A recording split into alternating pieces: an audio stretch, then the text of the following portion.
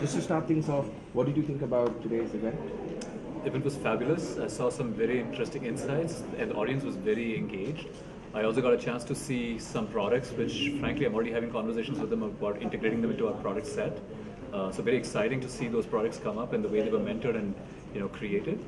I think the way this is set up, a startup that has very little resource and experience gets that mentorship, and I find that is a fabulous way of actually getting this product forward.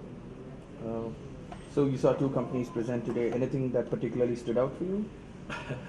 Actually, both those products are solving a problem that we personally have, and I think the industry has a dire need for solution for.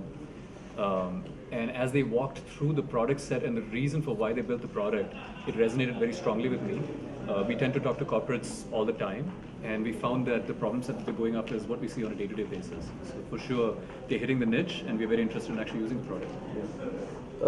From the learner's perspective, personalization is the ultimate engagement tool. How can we address this while also delivering on the need for speed, scale, affordability? So I do agree with you that personalization tends to be the most important aspect of it. I think we touched on it a little bit today in the conversation. And I think the most important part of actually solving this at scale is technology. At some level, humans are not going to scale to that level of scale.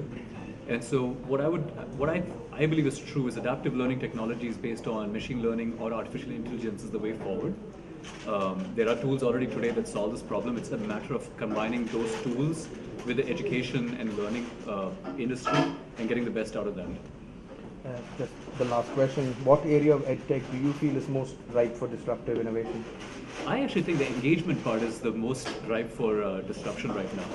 I think our linear methods of teaching basically aren't, getting to the end goal of what the students are looking for. A great question that came up in the forum today was, do we really need to go through 6 chapters to get to the outcome? And I believe in terms of engagement and outcomes, if you can get the minimal subset of this learning with the greatest engagement, with augmented tools and any other capabilities around that, you've hit the jackpot at that point of time. Right. Thank you so much.